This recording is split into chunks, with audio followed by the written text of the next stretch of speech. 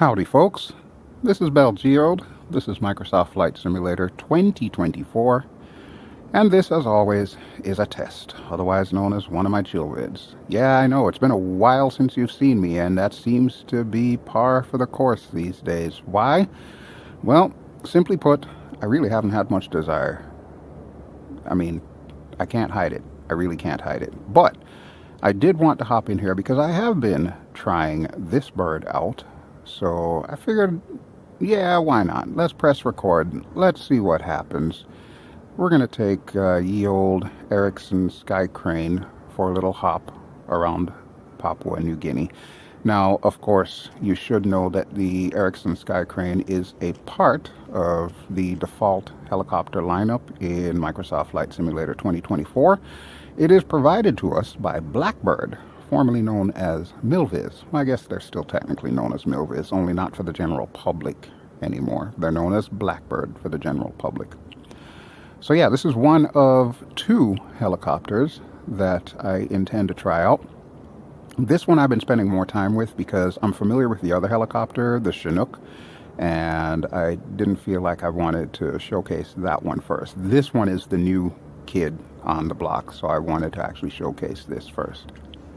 So here we are back in Microsoft Flight Simulator, and it's been what, a couple of months now that this sim has been out, and we haven't had a lot in the way of fixes. I know the VR community has been quite vocal about some of the bugs that we have had that Microsoft and Asobo still have not addressed. Remember folks, we are the VR community, which means we're low man on the totem pole. And as much as I would love to light into Asobo and Microsoft about fixing our needs, I can't do it alone. So I would implore you, keep making noise if you want them to fix stuff. Keep making noise and do it in the proper channels. Facebook is not it. You need to be on their forums. If you're not on their forums, sign up. Join the forums. Make sure that they understand that the VR community is much larger than they might think it is. That having been said, a lot of the issues that we've been having have been, how would I describe it? Quality of life issues, like the ability to use the VR toolbar, the ability to use our mouse while in VR, stuff like that. Now, you may notice me walking around the bird. I'm actually using an Xbox controller. I always have my Xbox controller plugged into my PC. I don't have an actual Xbox console, so that's all I use it for, is my PC. Usually I'll play other games with it, like I was playing Dragon Age Veilguard for a little bit there, and of course Star Wars Outlaws, which you may have seen on the channel a couple of months ago. But yeah, it works perfectly for this avatar mode that they've given us, where we can actually walk around the world, and we can even kneel by pressing one of the buttons. I've already taken the liberty of removing the chocks because that is a bit of a pain in the butt trying to do in VR. In fact, I'm embarrassed to say it took me about 2 hours to figure out how to remove the damn chocks in VR. Yeah, this sim is a work in progress, and I'm not going to lie to you folks, I don't think this thing was ready for prime time. The fact that they didn't even have a beta test. Not even a beta test. They had an alpha test, a tech alpha, and then of course there was the test for the third-party developers, which, by the way, third-party developers are not very happy. We may actually do a 3 Grumpy Simmers episode sometime in the near future to address that, because third-party developers have not been happy with what's been going on in this. This sim has a lot of work to do. Simply put, it's got a lot of work to do. Yeah. I don't know how they're going to pull this off, but I would imagine probably about 6 months from now, a year from now, after we've had a fair amount of patches and so on added to this thing, it might actually be in a place where it's worthwhile. But if you're still on Microsoft Flight Simulator 2020 and have not made the jump to 24, might I highly recommend stay there. At least until we get more confirmation that everything is hunky-dory. All right, so you may or may not recognize this airport. This is Nadzab. It's been featured several times. It's one of my favorite airports in Papua New Guinea. It's on the plain, over by the Markham River, over by the city of Leh, off on the beach there. We're going to be heading south into the mountains to land at a little airport known as Bulolo. Yeah, I have no idea how they come up with these names, but okay, sure. I'm hoping I pronounced that correctly. The only reason why I know it is because my daughter's nickname when she was a kid was Lolo. So, yeah, I'm just going to go with that. But, as always, this will be a longer video, much as I am known for. I'm going to try and do a cold and dark startup with this sucker. Bear in mind, I've only done a cold and dark startup twice. And the first time I was running into technical issues, so hopefully that won't be the case this time.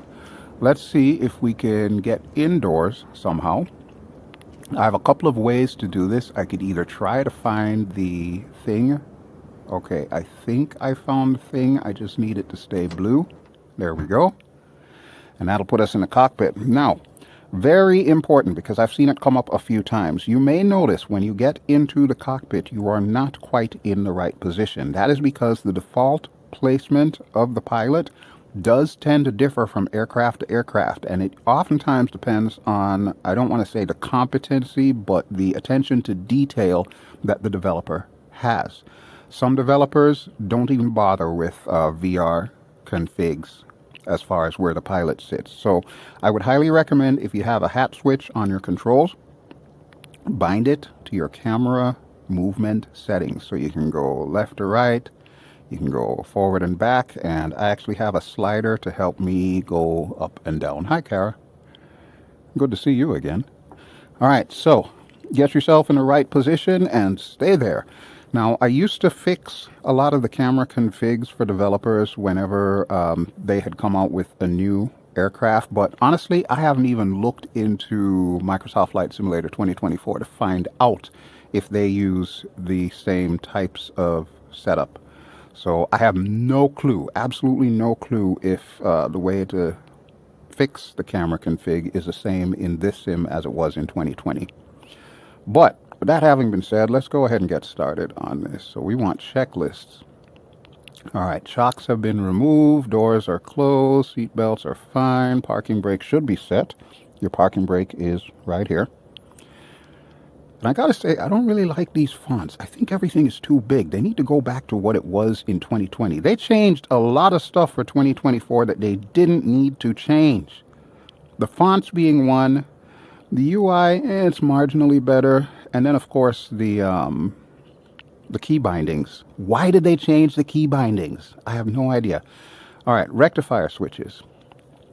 Those are here. So we're going to go ahead and flip those puppies up. Unless, of course, it says set them to off, which, of course, it does. So we're going to flip them back off again.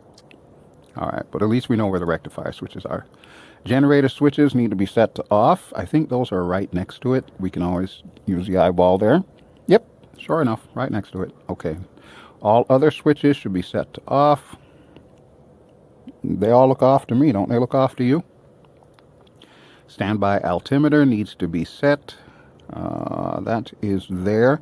Now, I actually have a button on my joystick to set that. So I'm hitting the button and it's not moving. So I'm assuming that means we are where we should be. Either that, or maybe because the power is off, it's not going to change. Who knows? Fuel shutoff lever must be closed. Those are not closed. Those are open. So let's go ahead and close them. I think. Yeah, I'm going to go with that's closed. We'll find out when I go to start the helicopter if it actually starts up. N1 levers should be in the shutoff position. They are. Now, one thing I have noticed, and maybe that's just my inexperience with this helicopter, once I turn everything on, I can't seem to turn the N1 levers, which are the big yellow ones, back off. I don't know if there's a button that I need to push to do that, but suffice to say, we usually don't keep this video going for a full shutdown, so I don't think it's going to be a problem necessarily. Battery switch. That is you. You we want on. Oh boy, and everything comes to life. External power if available. Do we have external power available is the real question. I don't see anything that says external power here, and I will remind you that to zoom in, I'm using the right mouse button. You can, however, bind a key to that, which I do have on my Tomcat stick. Alright, let's say external power. I'm going to turn you on. Okay, now should be time for the APU. So we'll check the area, make sure it's clear. That dude's standing over there. That dude's way the hell over there, halfway between us and EasyJet. Wait, does EasyJet fly to Papua New Guinea? I don't even know. Alright, APP master switch. So that is going to be upstairs. Yep, there it is. Alright, clicky clicky on you. Okay, that is on. Fuel switch, we're going to need to click you to start. Where are you? Right next to the APU start switch. Okay. You're on. You are on. Okay. And the APP start switch itself is just to the left of that. So, we will click you. Alright, see this little gauge here? This is going to be our APU, so hopefully that should be starting up in a moment. Let's see. Oh, we got to press the start button. So there's a start switch and a start button. Are you kidding me? Isn't that a little redundant there? Oi, alright. I bet it starts now, huh? There we go. Percentage going up. The switch automatically turns itself off. And yeah, we're looking good. So we'll wait for the APU to do APU things. APU fuel start switch needs to go to main. That is you. So yeah, it looks like you're on. So we're going to switch you back to main. There we go. And inverter switches must be on. Okay, where is the inverter switch? According to this, down here. Inverters, rectifiers. It's like I'm back in the MI8 in DCS again. Sheesh. I love the MI8, by the way. Good old Big Bertha. I don't know if, who is it? Nimbus? No, not Nimbus. I forget their name. I'll have it pop up at the bottom, but I don't know if they've updated their MI8 or MI17 for Microsoft Flight Simulator 2024. If and when they do, I will definitely showcase it again. I've been meaning to do that in 2020, but then 24 dropped, and I'm just like, you know what? I'm just going to use 24. Generator switches must be set to on. Okay, that's these little guys right here. You're on. You're on. Okay, rectifier switches. I believe we remember those are down here. Okay, so far so good. External power can now go off. Yep. Landing light must be set as required. Can we forego the landing lights? You know what? I'm going to turn them on because I'm notorious for forgetting them. Wait, were they on before? I don't even know. And the other lights. So your other lights are above us. So we've got right here our position lights. Go ahead and turn those on. Our white collision lights. And all of that stuff. Those we will leave on. Flight controls. Make sure everything is free and clear and collective. Now, one thing I've noticed about this helicopter, as long as the engines are off, the collective won't move. I am pulling my collective all the way up and down. Collective is not moving. Cyclic moves. You can see that there. Pedals move. Actually, the pedals aren't moving either.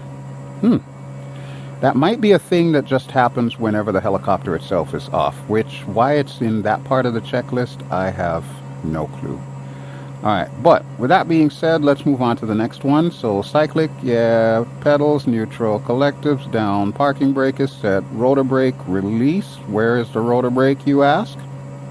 Right down here. It is currently released. Make sure you release it. I am notorious for forgetting the damn rotor brake. Alright, forward fuel pump switches on. So, that's these guys down here. Okay, are the lights supposed to go off? Oh, I guess they're failure lamps. So, yeah, that would make sense. Left fuel shut-off lever, that is U. Now we need to open U, so clicky on UE. Fuel crossfeed switch, set it to crossfeed. That's the big silver button right there in the center in between the lights.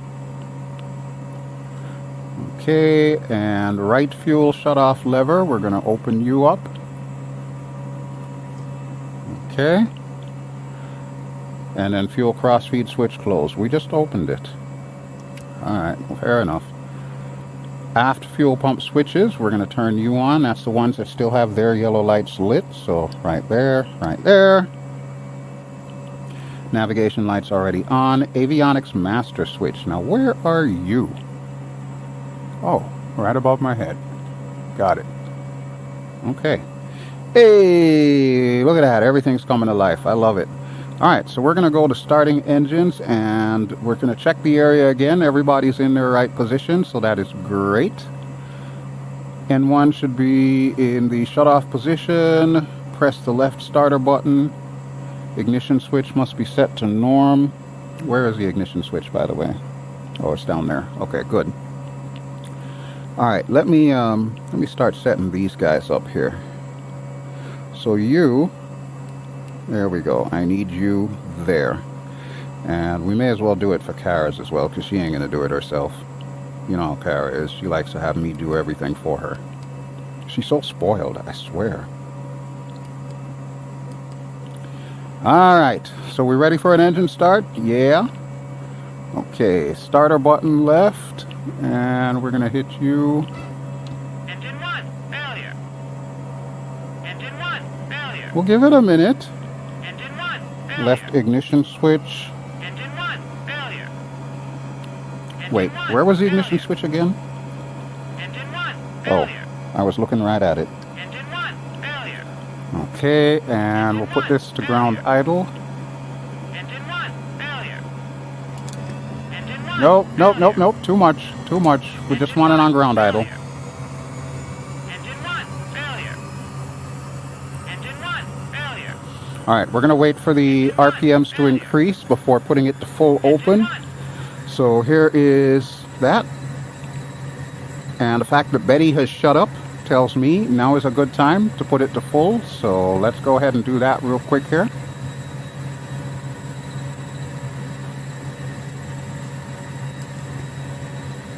Okay. So left engine is up and running. We're good to go. Right must be in shut off. Right start button press. We know what to do, right? 2 failure. Engine 2 failure. Uh-huh. Engine 2 failure. Uh-huh. Ignition on. Engine 2 failure. Engine 2 failure. And let's bump you down. Engine 2 failure. So yeah, it's as easy as that. When you're following the checklist, that is. Anti-ice we won't need. Pitot heat we will. Where's my pitot heat? I know it's up there somewhere. Hold on, let me do the eyeball. Whoa. I was totally wrong. It's down there. Okay. Might as well turn that on, because that's another thing I'm notorious for forgetting. And then we're going to need to turn off the APU. So let's flip U to full. We'll wait for all of that to come up. Whoa! Okay. Slow your roll, Erickson.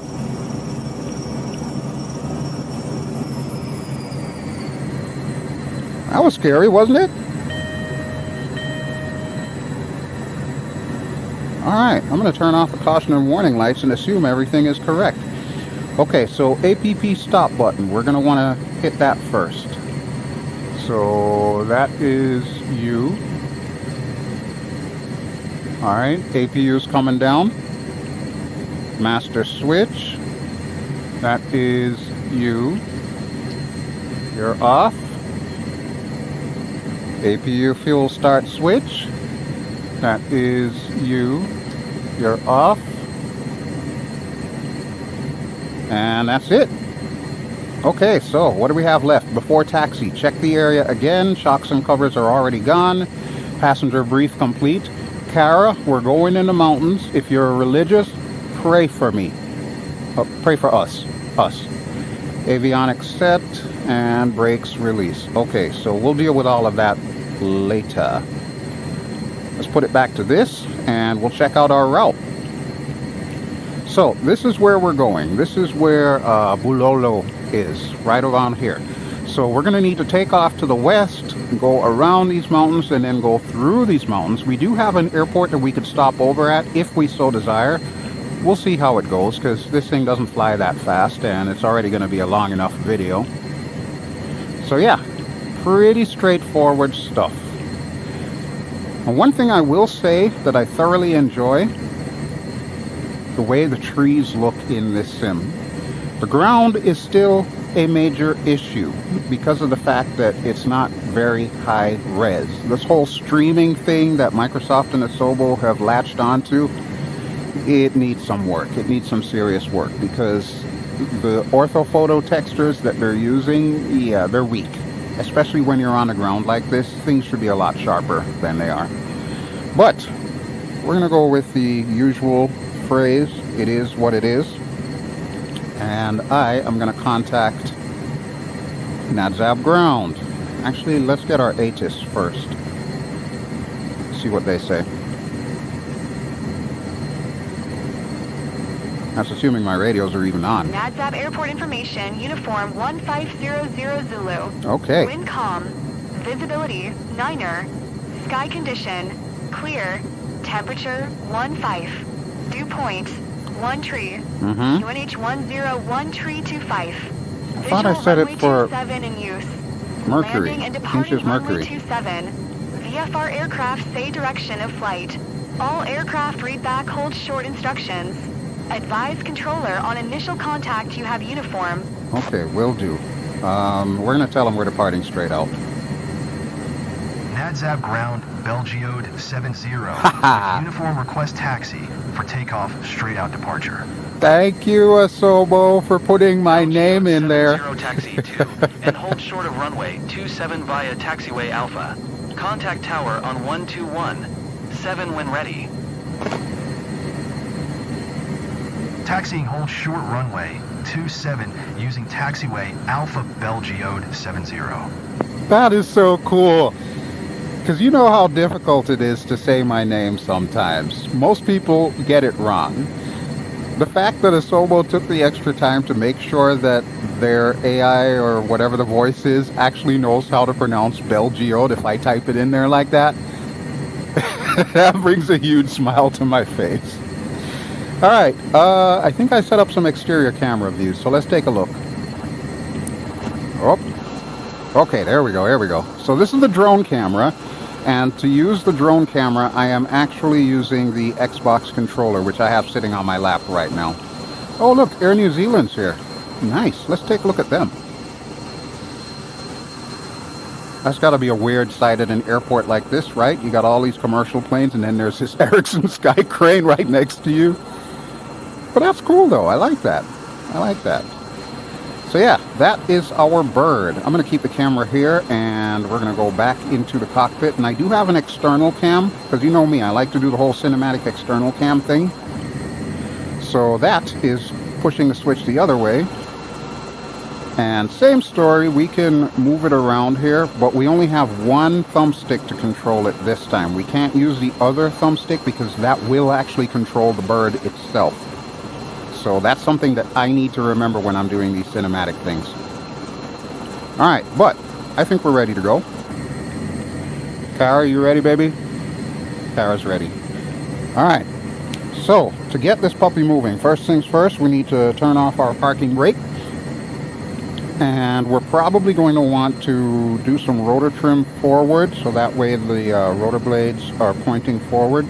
And that should help us move once I raise the collective just a touch. In theory, anyway. We'll see if that actually works.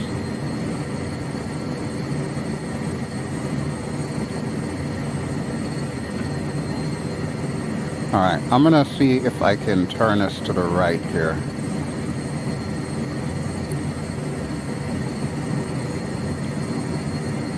Man, she wants to roll left. I don't want her to roll left. Don't roll left, baby. Roll right. Please, roll right. Otherwise, we'll have to do a vertical takeoff, which I'm not signed up for today. Yeah, she don't want to roll right. Okay, well, we'll do it the old-fashioned way then. Now, some people have been complaining that this helicopter is a little bit squirrely.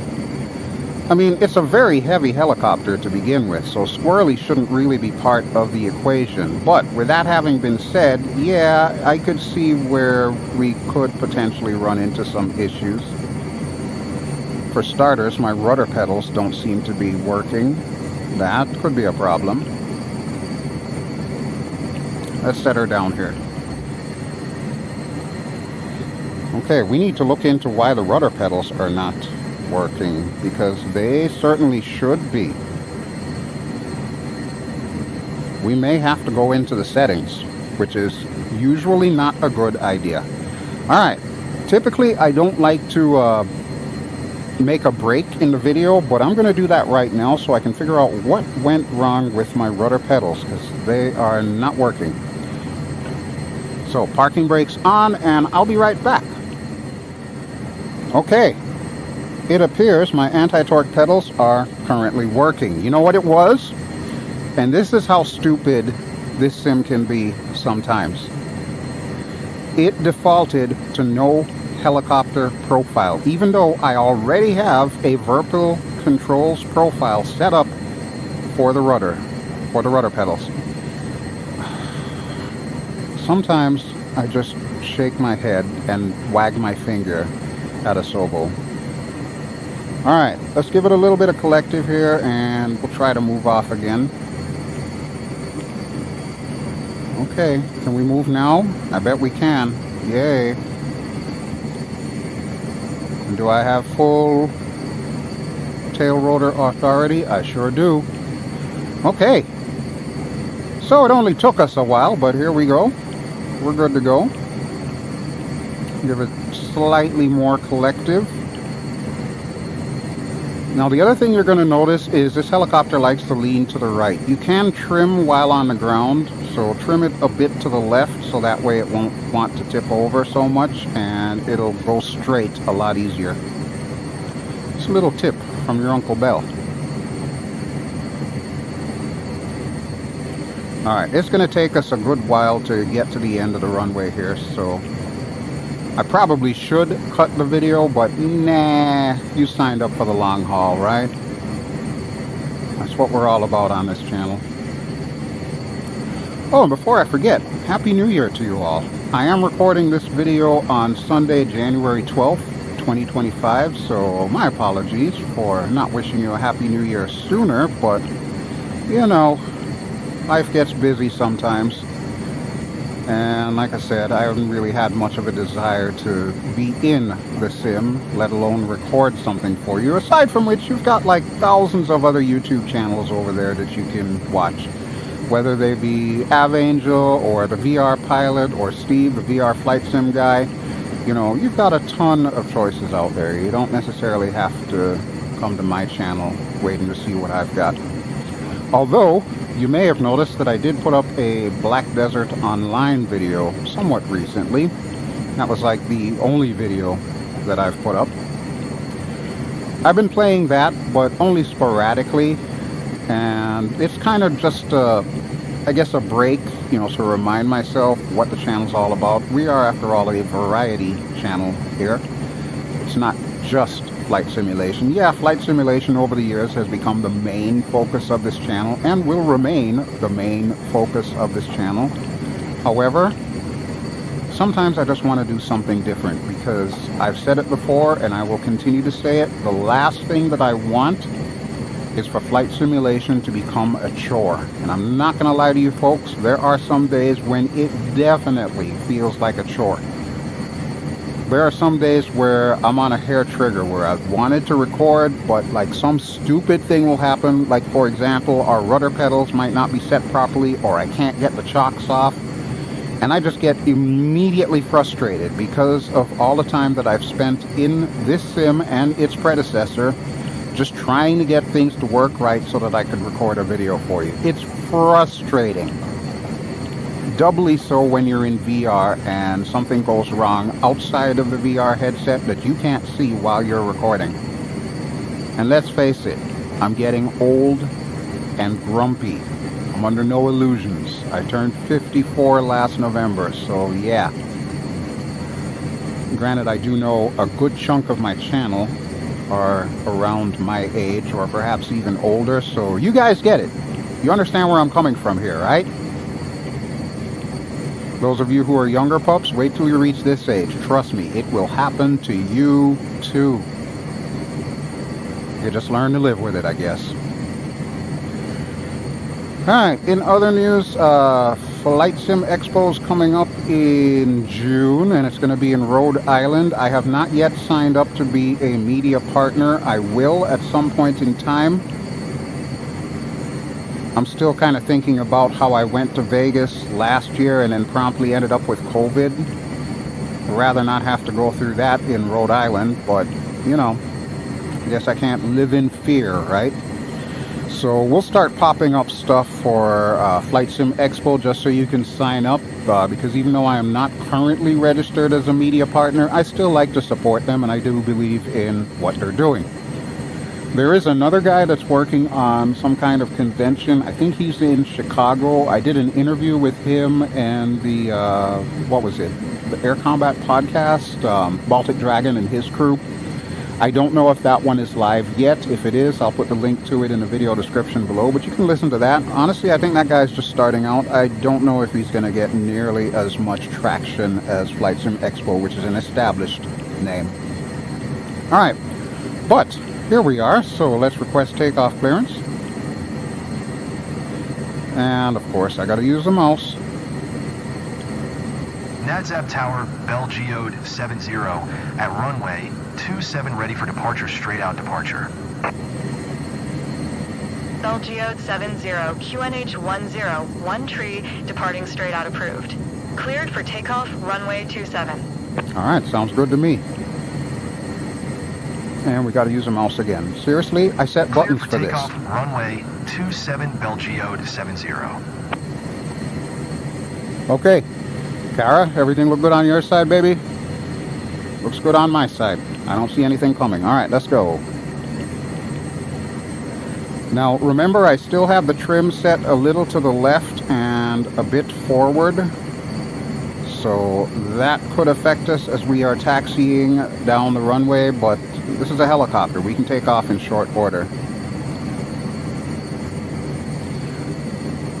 Alright, so begins our first official journey of 2025. Not surprisingly, back in Papua New Guinea. Why? Because looking outside my real-life window is nothing but snow, and I can't deal with that right now.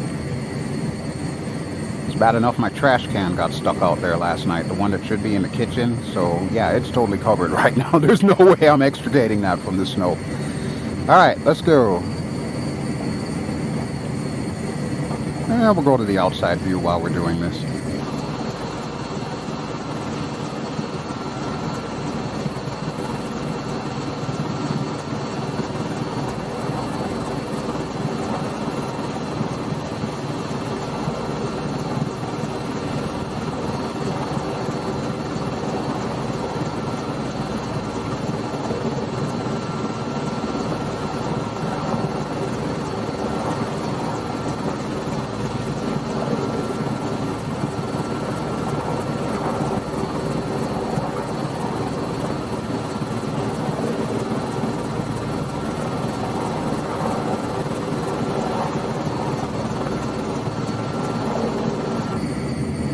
I love it. I love it. So what can I say about the performance of this sim? The performance has actually been not bad for me. Bear in mind, I am not like a lot of VR users where, you know, I'm going to spend 500 hours tweaking the hell out of it just to try and get the absolute most FPS I can. My philosophy is really simple. Is it smooth? Yes. Does it look decent? Yes. That's all I need to know. There is absolutely nothing else that I need to worry myself about. I'm not out there to get like 120 FPS or what have you. I'm happy with what I've got. It's not stuttering. I don't know how the video is going because videos do tend to stutter. But it feels great and it looks good. That's what matters to me, is the experience that I'm getting. Is it worth it? And so far, yeah, it is. Alright, so we are at 1,000 feet, and let me see if I can zoom this thing out a bit. Okay, so there's our first waypoint that we're going to. As long as we stay on this path, we should be good to go. Hi, how you doing? So yeah, 2025. Definitely going to be a good year for flight simming as far as I am concerned. Once this flight sim actually gets its legs, shall we say, figures out what it wants to be when it grows up, and of course the tech starts playing nicely with everything, I'm pretty sure this is going to be a very solid flight sim. And then of course there's DCS, which I know I keep saying I need to do some DCS videos and so on and so forth, and I do intend to do some DCS videos. Chinook I need to get into. I've only done the first tutorial for it, the startup tutorial. And of course I need to hop back into Tomcat because it's been forever since I've been in the Tomcat. I need to do the same thing here too in Microsoft Flight Simulator, but BelGeode 70, leaving my airspace, frequency change approved. Okay, thank you. NADZAB Tower BelGeode 70 frequency change. But yeah, as far as the Tomcat in Microsoft Flight Simulator goes, I haven't been in it for a while, so I don't even know if it is optimized for 2024 as of yet, or if it's still 2020. But, you know, it's all stuff that I intend to do at some point in time. I don't know, we'll just see how it all works. Okay, I need more trim to the left here. What's going on with that? Okay. Probably help if I get off the pedal, huh? Alright, there we go. Oh, we should probably contact the center, huh? NADZAB approach BelGeode 70 is type 6 miles west of NADZAB, 2,000 feet. Request flight following. Alright, 2,000 is good. BelGeode 70 NADZAB approach. Squawk 1477. Okay, 1477 it is. Squawk 1477 BelGeode 70. There it is. BelGeode 70 radar contact 6 miles west of NADZAB, 2,200 feet, QNH 101 Okay, so that's 29.902, which is good enough for me. Alright, so there's our next waypoint. Yankee November Zulu, what is that, Whiskey Alpha? So all we need to do is cross the Markham River here and continue heading southwest, and we should be good to go. BelGeode 70 acknowledge last transmission. Oh, sorry, my bad, it's been a while, I'm rusty. Roger, BelGeode 70. What the hell was that? All of a sudden I went French or something. Okay, well, that was largely unexpected. Alright, I'm going to pull the collective back a little because, as you can see, we're just past the red line, which is about 105 or 104 knots. I'm sure this helicopter can handle it, but obviously I don't want to push it too much. So we'll pull her back just a touch here, and that'll also help us get down. There we go. Because I want to stay roughly around 2,000 feet. But I also want to be pointed in the right direction here, so let's adjust that.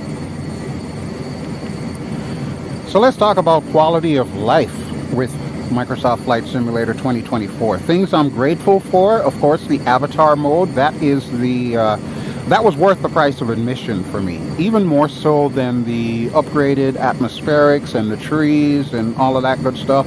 The ability to just walk around the scenery, for me, is absolutely golden. I know some people don't care about it, but for me, especially since I play Skyrim VR pretty much daily at this point, yeah, it matters to me to be able to walk around the scenery. And yeah, I can hear some of the naysayers out there going, oh, it's a flight simulator, it's not a walking simulator. You're completely missing the point of this thing.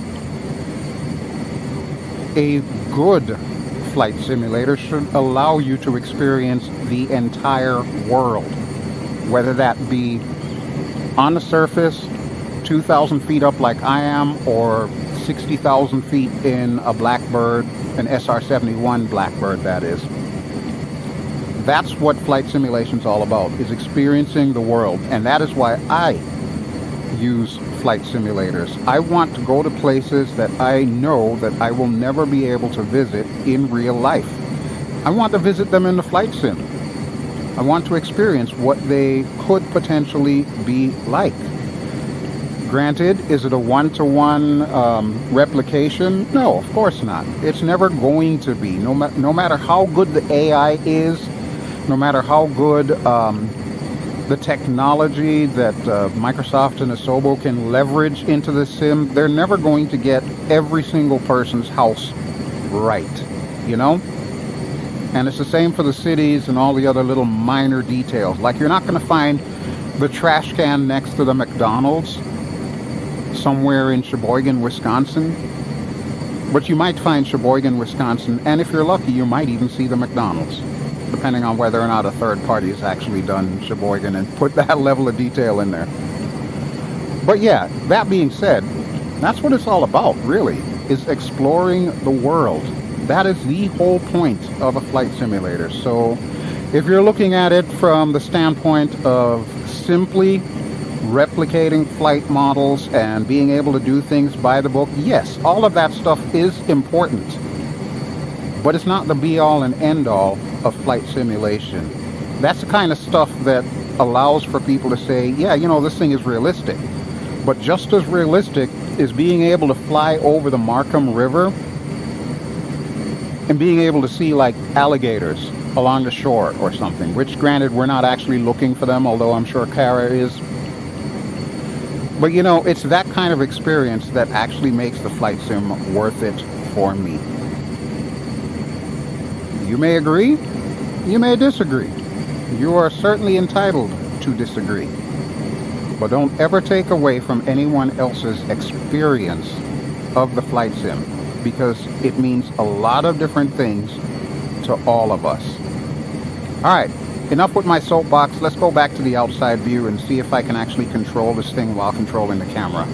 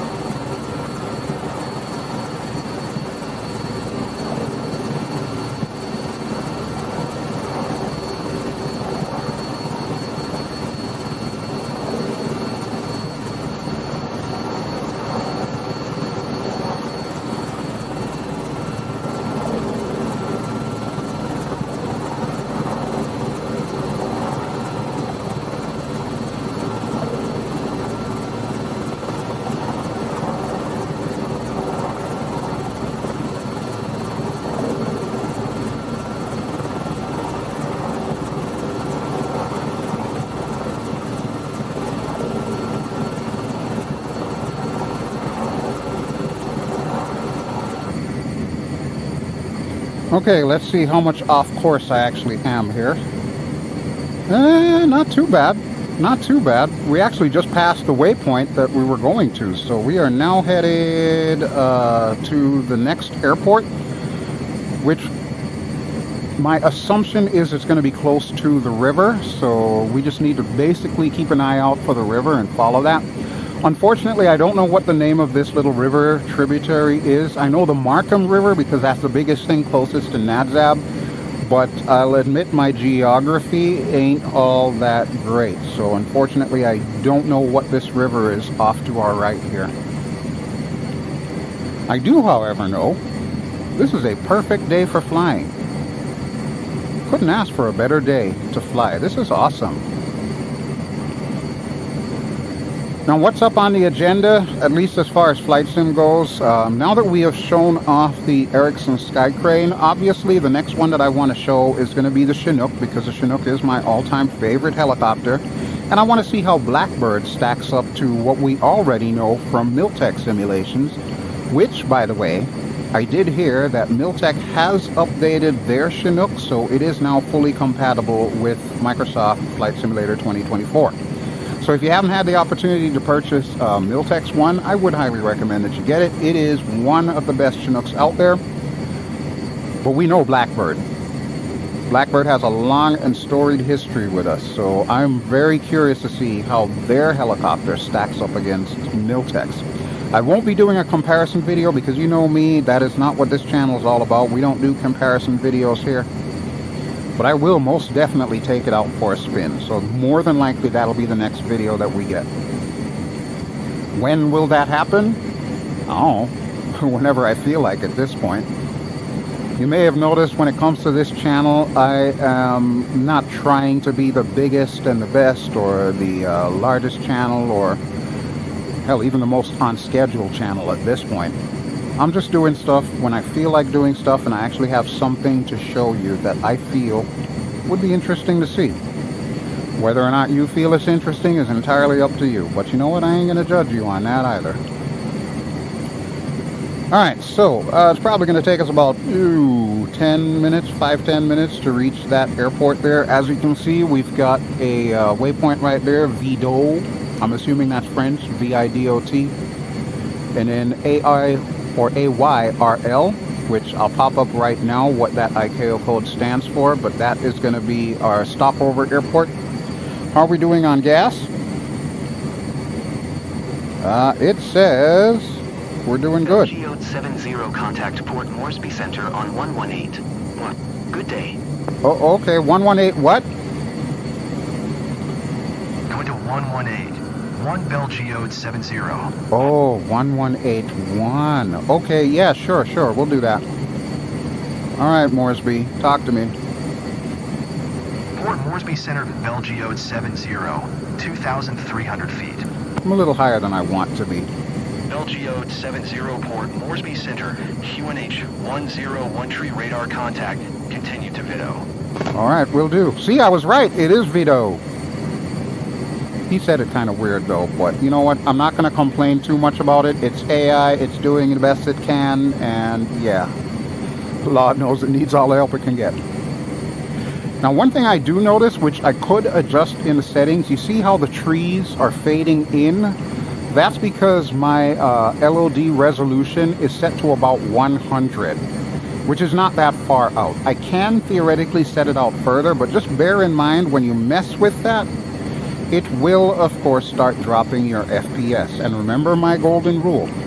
I would rather it be stable than to be able to see all the way out to the furthest mountains. I'm okay with this stuff popping in because, honestly, it does that in DCS as well, and it even does that in X-Plane. So I'm not too worried about all of that. And aside from which, we're kind of flying rather high for a helicopter. We probably should be considerably lower. A helicopter after all. We're meant to be at treetop level. We're not meant to be flying like we're, you know, an Airbus or a Boeing or something. But with that having been said, I'm enjoying the view. So really, that's all that counts, right? So how have you all been doing? How was your holidays? Did you enjoy your Christmas or Hanukkah or whichever holiday around that time frame you celebrate? How was your New Year? What are your plans for this year? Now's the time to chime in the comments. Let me know if we're going to meet up in Rhode Island in June. Let me know what you plan to do for this year and what your focus is on, especially flight sim related. Although, if you don't have a flight sim focus and you just want to talk about your own life, that's fine too, because you know me, I will usually respond to whatever is in the comments, as long as it's not a stupid comment. I will say that straight up, stupid comments get deleted. But other than that, yeah, I will most happily talk to you in there, because you know what, we don't really get an opportunity to talk a lot. Usually it is me talking to you. and you on the other side of the monitor listening. So yeah, feel free to chime in the comments below. And as always, I do appreciate you coming back to the channel. Like I said, I'm not out here to be the biggest and the brightest. I'm not out here to be a internet celebrity or anything like that. The fact that my name is even still relatively well known is always amazing to me. And I've mentioned before in the past, you know, as many years as I spent in the music industry using the name BelGeode, it took for me to actually get on YouTube and get into flight simulation before people actually started referring to me as BelGeode. Go figure. It's the wildest thing. Alright, so we're almost to Vido, and we've got the airport coming up. I'm debating as to whether or not we want to land there. I don't want to detract from how long this video actually is, because it is a long one. That's another reason why you don't get videos that often from me. If I did 10-minute, 15-minute videos, yeah, I'd probably post like every week or every few days or so on. But the fact of the matter is, I do 1-hour videos or longer. So yeah, you deserve a little bit of a break in between after hearing me chat to you for over an hour. Now see, this texture is not that bad. Look at that. You can tell that's a sandbar down there with some water. That's pretty cool. I like that. Maybe what we should do is we should go back to the outside view, because our waypoint's coming up anyway, so as soon as we pass that, we'll point ourselves towards this alleged airport over here, and we'll see if we can see it from the outside. Alright, according to this, we're flying in the correct direction, so I'm going to swing us out a bit more to the right just to make sure we line up with the magenta line.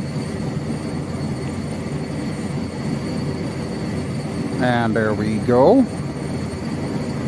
So far, I will say this thing handles well. I have noticed a few people saying, as I said before, that it is pretty squirrely. It's really not. Like with all helicopters, you want to make sure that you're doing fingertip movements. You don't want to ham fist your controls, because I guarantee you the moment you decide to ham fist the controls, that's when everything will go pear-shaped. You do not want that.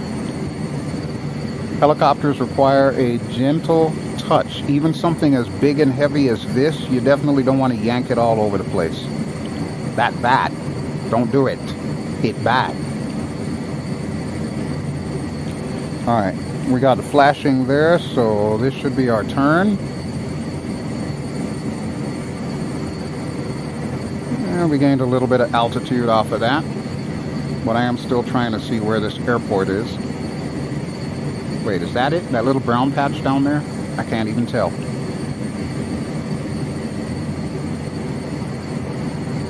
It says it's straight ahead. You know what? Let's descend a little bit here, because we're at 2,400 feet, and I'm getting a feeling that we're going to overfly this thing, but we won't even be able to see it until we're right above it. And also, let's go back to the outside view. Give my mouth a break here.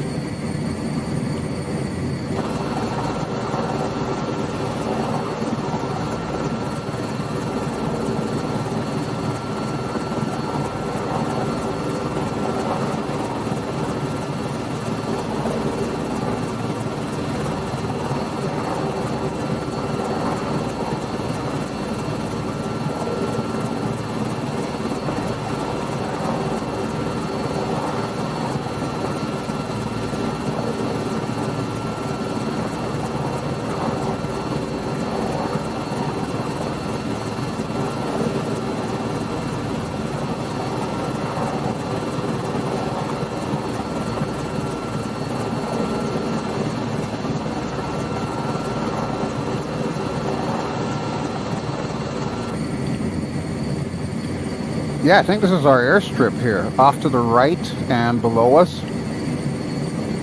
I think that's it. I really do think that is it.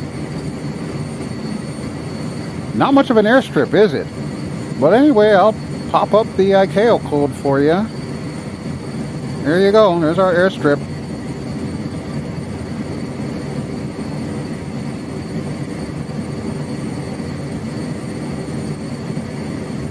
Actually, let's see if we can circle it here. Yeah, there's really not much out here. But then, you know, it's Papua New Guinea, and we kind of expected that. There's really not a lot anywhere out here. Alright, we're losing some airspeed, but we're gaining some altitude, which I'm not so sure I want to do. But yeah, you see what I mean about the ortho photo textures there? They could be better. And I think that is largely due to this whole streaming thing that Microsoft and Asobo insist on using. But don't get me wrong, I get it. And on paper, it's a really good idea. But we're just not getting the quality that we should be getting for it doing what it's supposedly doing. So they may need to go back to the drawing board or tweak it on the fly. Knowing Asobo, they're probably just going to tweak it on the fly. But yeah, I mean, it's not absolutely terrible, but it's not great. When you compare it to 2020, when of course you can actually download a lot of the stuff, for example, your local cache, which is noticeably missing in 2024, by the way, and I think was a dumb move on Asobo's part to get rid of the local cache. But yeah, when you can download that on 20 and make the textures look so much better, it kind of makes me wonder if this whole streaming thing was not a step backward for them. Personally, I think it is. But then I'm admittedly not a person who is for AI, which is ironic because I've been investing in AI stocks and so on. But yeah, I think there's just some things that we probably shouldn't let AI do. This is where you need an artist, a master artist to go through. And AI, if you've ever seen AI pictures of people with like 6 fingers and, you know, just ridiculous proportions for their apparent age, you know what I'm talking about. I know you know what I'm talking about. You've probably seen it by now. But yeah, that having been said, I'm hoping that within the coming year, Microsoft and Asobo will address what issues they clearly have with the way that the orthophoto is being generated, because right now that is the weakest part of this sim as far as quote-unquote eye candy goes, is the way that the terrain is represented. And I really think they need to bring back that local scenery cache. We need that. We need that desperately. But look at these trees though. That is still a highlight. Remember the last video that I put up, my first look of this sim? Yeah, there's a reason why I harped on the trees. That is where they shine, and the fact that it is the same exact types of trees that you would find in this part of the world, that makes it all the more worthwhile as far as I'm concerned. So they did good on that. I will give credit where credit is due. Asobo, Microsoft, yes, you knocked it out of the park when it came to the trees. You just need the rest of the sim to catch up. And even the clouds. Granted, it's a completely clear day, and I will remind you, I am set to live weather. I am not using active sky this time around. I'm set to live weather in the sim. It is actually a clear day, but if we did have some clouds out there, the clouds also look good. The clouds are a vast improvement over what we had in Microsoft Flight Simulator 2020. But that being said, there's still those things that kind of drag the sim down that I think they need to work on. But like anything else, there has to be a bit of a compromise, especially for us VR users. Granted, with the 5090 coming out, plus whatever the heck AMD is about to drop, yeah, we could always just upgrade to take advantage of what we've got here. But since we know that the sim works with our current setup, our current rig, our current equipment that's inside our rig, yeah, I think Microsoft can do their part to make sure that the sim is taking full advantage of what we have before we actually think about shelling out thousands of dollars to upgrade our setup. A lot of it is in their hands, and that is a deliberate choice by Microsoft and Asobo to control a lot of what they have to offer with this sim. So, if you want to keep that control, you need to put the energy into it. And yes, I get it, Asobo, Microsoft, you had the holidays, you all needed vacation, you worked. incredibly hard to get this sim out the door, even though I'm pretty sure marketing pushed you to get it out too early. But I am grateful for that. I'm grateful for the fact that you were able to get the sim out the door. It was a great birthday gift for me. But yeah, now you got to do the real work. And this right here, what we're looking at out the front window, is the beginning of that great work. This needs fixed. Alright, let's see how far we've got to go before we actually get to our final destination here. Oh, not that far. We're about 1/3 of the way there. So there should actually be a runway where we're going. So I'm assuming that getting in there and landing should be decent. After we pass this mountain range here, it looks like it's pretty much in the valley. So we may have another river to follow from the looks of it here. So yeah, we should be good. We should be good. We are going a bit fast, close to 115 knots, but you know what? She can take it. Everything's in the green. Do we have enough fuel is the real question. Yeah, it says we do. Okay, I'm fine with that. And everything is fine. I don't see anything going wrong up there. So you know what? Let's go back to the outside view for a little bit and just check out the scenery around us.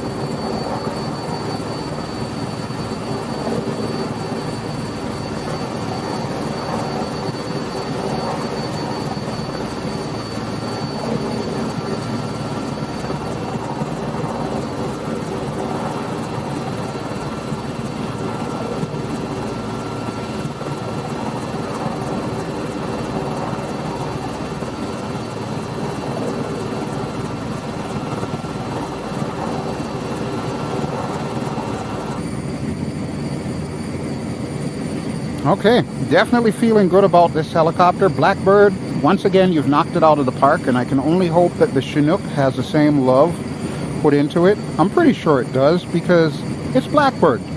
Blackbird has never let me down when it comes to an aircraft or helicopter. And I'm going to put an asterisk on that one as I drink some water here, because there is one thing I do want to address. Ah, water. So yeah, the one thing that I do want to address that is Blackbird related that I've been having a problem with, something's going on with your installer on the T6 Texan. T6 Texan 2 is one of my favorite aircraft. I love showcasing it in every sim I have, depending on who's made it. I still can't install the one for 2020. It's been quite some time now that I bought this thing on day one, and I can't install the damn thing. I can't even get it to install for 2024. I've tried everything. And Steve, bless your heart, Steve. I love you. You're great. You've been very helpful, but it's just not working, man. I cannot get it to install. And it is a real shame, because out of all the aircraft, that was one of the ones that I was really looking forward to from Blackbird. So what I'm going to probably end up doing, if Blackbird does decide that they're going to put it on like Orbix, I'm probably just going to get it from Orbix, because I still have my Orbix account. Matter of fact, Orbix still emails me from time to ask if I want to showcase some of their stuff. By the way, Orbix, yes, I do. Please keep sending me stuff. I'll be more than happy to showcase it for you. But yeah, if Blackbird decides to put the T6 Texan 2 on Orbix's website, then I'm just going to buy it a second time and try to install it through there, because right now that standalone installer that comes straight from the Blackbird site, it's not doing me any favors at all. It will not allow me to install it, and it's a real shame, because I know I would fly this sim a lot more if I had that particular aircraft in there, because that is one of the ones that I just love to hop in. That and the Tomcat, I just love to hop in and fly. So Blackbird, if you're watching, yeah, let's keep that in mind there. Orbix, if you're watching, yeah, keep that in mind too. Alright, so there's our airport coming up. That did not zoom in the airport at all. I thought that would zoom in the airport. All it did was zoom in the cockpit. But anyway, we know where we're going, so let's start preparing to come in. Alright, we want nearest airport list. And of course, since I have this up, I have to use the mouse. There it is, Bulolo. Alpha Yankee, Bravo Uniform. We'll tune traffic. We'll announce we're overflying the airport, and then we'll select an airport runway for landing. BelGeode 70 flying over the airport. Yep, that is us. While we're doing that, we're also going to zoom this puppy in. So here we go, folks, our final destination. And as you can see, they've got some ridiculous approach route. We're a helicopter. We don't need all of that. What are we going to do with all of that? Looping back, hairpin turns. This is not Le Mans. All it is just a standard helicopter approach. We know what to do. We're good with this sort of thing. We know what to do. Alright, one thing I will do is I will hit the rotor trim reset. So I am lowering the collective a lot, and it's going to bump our nose up. There it is. RPM is going to change a bit, so I'm going to lower the collective even further, and you can see that we are definitely dropping in speed as well as in altitude. Alright, now I think we're probably going to want to land to the northwest. Sorry, Kara, did that upset your stomach, baby? No, you alright? Okay, good. She's alright. Kara's always alright. So we're going to select a runway for landing. Let's see what options we have here. 33 or 15? We want 33. Full stop landing. And we'll announce our position. Alpha Yankee Bravo Uniform, traffic BelGeode 705 miles northwest 4300. Fort inbound to land runway tree. Uh-huh. Okay, so we're at 4,000 feet right now. Seriously, 4,000 feet. That's quite a difference from sea level, isn't it? Alright, I'm going to trim us forward just a touch here, not too much. And by the way, if you're curious, there are actually trim controls for this and every helicopter. Remember, with your control settings, you can set it up by the type of aircraft as well as by the specific aircraft. For helicopters, you're looking for the rotor longitudinal trim and the rotor lateral trim. And then, of course, you also want to set a button for the trim release, or I guess force trim reset. So yeah, another little tip from your Uncle Bell. I don't know about you folks, but I'm looking forward to 2025. I'm sure there's going to be a lot of good stuff out there. And I'm curious to see what is going to happen, where we're going to be by the end of this year, as far as the flight sim community goes, or any other games and so on that happen to come out.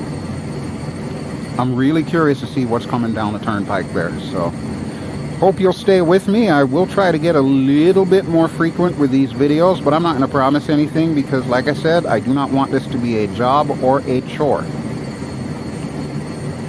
Alpha Yankee Bravo Uniform, traffic BelGeode 70 is on final runway tree to land. Oh wait, is our parking brake still on? Yeah, parking brake is still on. Why is the parking brake still on? That's probably why we weren't able to taxi before. Okay, well, it's off now.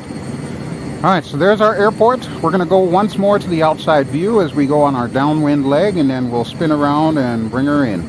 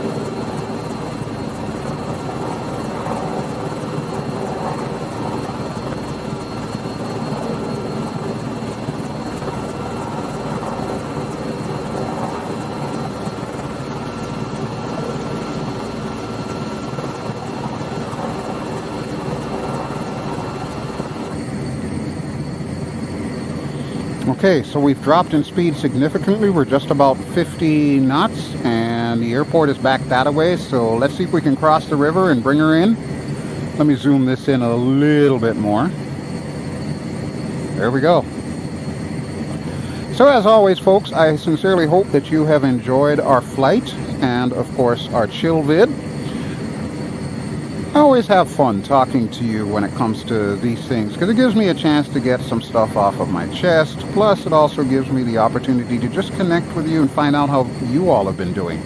Because you all are the backbone of the channel. Otherwise, honestly, I'd just be talking to myself here. Oh, look at that house. That's neat. Another thing that I love to do is just land near somebody's house, especially around sunset or just after, and just hang out there and watch the sunset. It's so peaceful, it's so cool. And that's what this flight simulator is all about. And that's why I love it. I still do intend to show off X-Plane 12 now that they've got their VR more in a place where I can actually showcase it. But again, it's not one of those things that I can really promise you a specific time as to when it's coming. Just keep an eye out for it. Hi, are you ready? Let's bring this bird in. Alright, Erickson. Work with me here. Last time I actually saw one of these puppies in real life was many, many years ago in Connecticut at Flight Sim Con. I want to say it was 2017 when they had it there and we checked it out. And yeah, this thing is humongous. I was amazed at just how big this helicopter actually is in real life. And you wouldn't really think so because look how small a cockpit is, relatively speaking. But yeah, this thing's a behemoth and it is a workhorse, and I'm sure it's getting a lot of use right now out there in California.